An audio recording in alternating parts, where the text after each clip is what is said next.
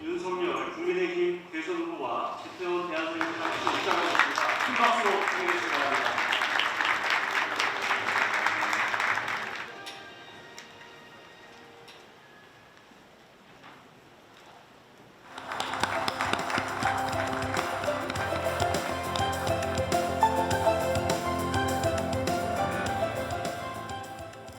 우리는 지금 개발도상국에서 시작해가지고 1인당 국민소득이 이제 35,000불에 달하는 이제 선진국 문턱에 왔습니다.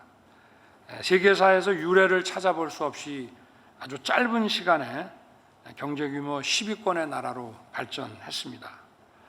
그러나 지금 우리 경제는 5년마다 1%포인트씩 성장률이 하락을 하고 있고 머지않아서 성장이 멈출 수 있다는 상황에 지금 와 있습니다. 초조 성장이 지속됨에 따라서 일자리가 늘지 않고 또 청년 세대의 기회가 극히 제한되고 또 계층 이동의 사다리가 사라지면서 양극화는 더 심화되고 있습니다.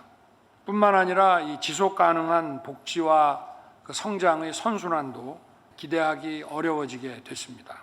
저성장을 극복하고 우리 경제가 새로운 도약을 이루지 않으면 우리 사회가 갖고 있는 여러 가지 이 문제들을 해결하기 매우 어려운 상황입니다. 저는 이 저성장 극복과 우리 경제 도약의 가장 중요한 문제는 여러분들 다 아시다시피 우리 산업 구조의 고도화 또 산업 전략의 재편이 필요하다고 생각합니다. 지금 세계는 4차 산업혁명 또는 디지털 심화라는 산업 구조의 판이 변하고 있습니다.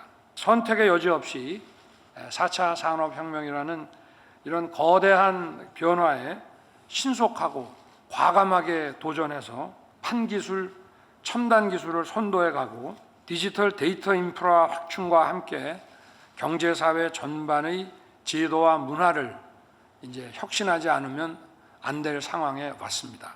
뿐만 아니라 미중 간의 치열한 기술 패권 경쟁과 또 글로벌 공급망 재편 속에서 경제 안보도 신경을 써야 하고 공급망 차질에서 빚어지는 경제 충격도 효과적으로 다뤄야 합니다. 판기술과 첨단 기술의 개발과 상용화는 개인의 창의와 자유로운 분위기가 없이는 이루어질 수 없는 것입니다. 다시 말해 혁신은 자유와 창의를 먹고 크는 것입니다. 정부는 막대한 그 재정을 가지고 이러한 변화를 주도하려 해서는 안 된다고 생각합니다. 자유롭고 창의적인 교육과 연구 그리고 기업 활동이 보장돼야 합니다.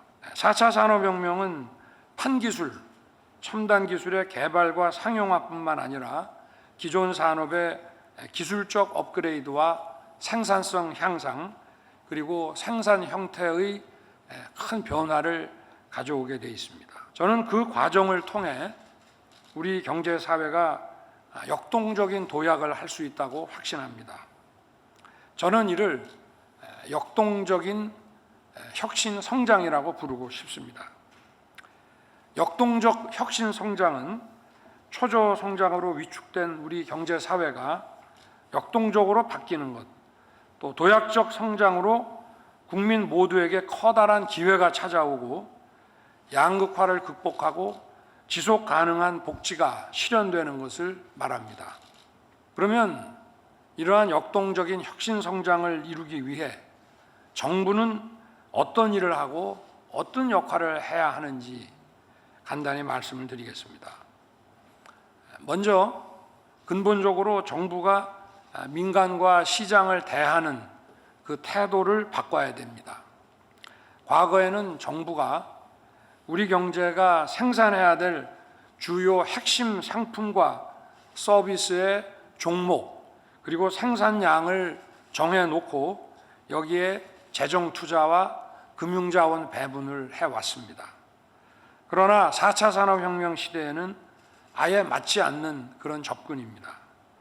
정부는 민간에서 자율적으로 생산 활동을 할 수 있도록 시장이 당장 하기 어려운 인프라를 구축하고 또 시장 참여자들이 시장의 공정성과 효율성을 신뢰할 수 있도록 제도를 설계하고 관리하는 것에 그쳐야 한다고 봅니다.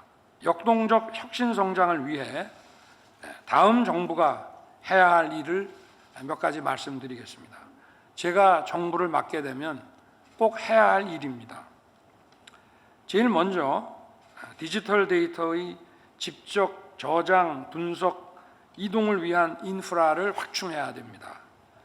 4차 산업혁명은 정보와 데이터의 초고속 연결과 이동을 의미합니다. 우선 초고속 정보와 데이터의 연결과 이동을 위한 네트워크인 5G를 전국에 촘촘히 구축하고 6G를 준비해야 됩니다. 그리고 데이터를 분석, 활용, 전달하는 AI 분야가 발전할 수 있도록 소프트웨어 개발자들에 대한 정당한 보상 체계를 설계해야 됩니다. 클라우드 분야에 관해서도 정부가 데이터 센터를 구축하기도 하지만 민간 클라우드를 우선적으로 사용하는 방식으로 민간 클라우드 산업도 육성해야 합니다. 이와 같은 디지털 데이터 인프라를 부동시키는 메모리 반도체와 함께 시스템 반도체 산업도 비약적인 성장을 할 수 있도록 제도적인 여건을 만들고 전력 공급 등 정부가 지원해야 할 것들을 찾아서 확실하게 지원해야 된다고 생각합니다. 다행히 우리는 5G를 세계 최초로 상용화한 통신기술, 또 세계가 인정하는 반도체 기술, 또 약 30년간 축적해온 전자정부의 역량, 또 국민들의 디지털 기기 활용 역량 등을 고려할 때 이런 디지털 데이터 분야 4차 산업혁명의 이 시대에도 선도국가, 패권국가가 될 수 있는 비교 우위를 가지고 있습니다. 또 한편 이 4차 산업혁명은 엄청난 전력 수요를 유발합니다. 그래서 풍력, 태양광 등의 이런 신재생 에너지만으로는 늘어나는 산업 수요를 감당하기 부족합니다. 신재생 에너지 기술의 고도화와 함께 원전 안전성 강화, 폐기물 처리를 위한 기술 개발에 만전을 기해서 탄소 중립 시대의 산업 경쟁력을 뒷받침해야 됩니다. 두 번째로 정부는 도전적인 기술 혁신에 그 R&D 재정 투자를 과감하게 해야 됩니다.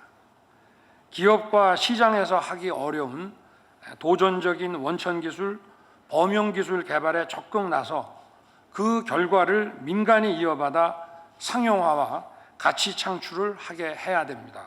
다만 이 R&D 재정 투자는 철저하게 과제 중심형, 문제 해결형으로 하되 과제와 문제 해결에는 실패하더라도 연구 개발 과정에서 적용되고 얻어진 과학기술적 수준과 그 결과물에 대한 검증과 평가는 국제적 수준에서 정확하게 이루어져야 합니다. 기술력과 창의력을 보이는 중소기업의 성장을 위해서 정부는 연구 개발 장비의 지원 그리고 투자금융 시스템의 설계 등으로 작은 기업들이 강소기업이 되고 중견기업으로 성장할 수 있도록 지원해야 됩니다. 그리고 셋째로는 교육의 문제인데요.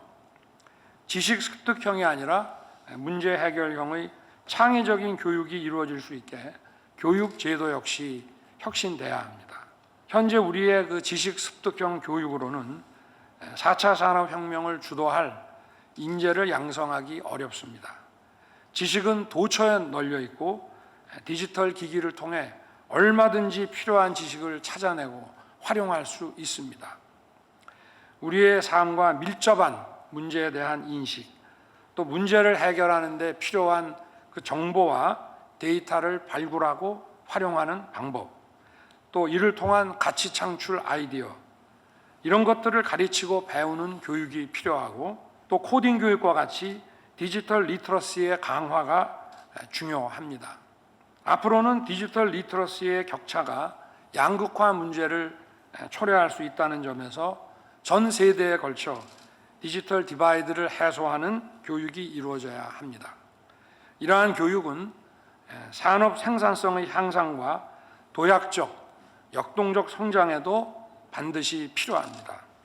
넷째는 지금 경제와 안보가 하나가 된 이 시대에 우리 경제의 역동적 혁신 성장을 저해할 수 있는 리스크를 줄여야 한다는 것입니다. 이는 정부의 매우 중요한 역할입니다. 미중 전략 경쟁과 긴장 상황에서 우리의 글로벌 외교 역량을 강화하고 클린 네트워크, 공급망 재편에 효과적으로 대처하면서 우리 산업의 기묘한 물자의 공급망을 상시 점검하고 다변화해서 공급 차질에 따른 산업과 경제사회의 충격을 미리 예방해야 됩니다. 그리고 반도체, 배터리, 클라우드 컴퓨팅, AI, 바이오, 우주기술 등 첨단 기술 분야에 대한 국제 협력을 강화해야 합니다. 첨단 기술 선도 국가의 지위를 공고히 하기 위해서 정부는 이 외교 통상 정책의 목표를 명확하게 인식하는 것이 중요하다고 생각합니다.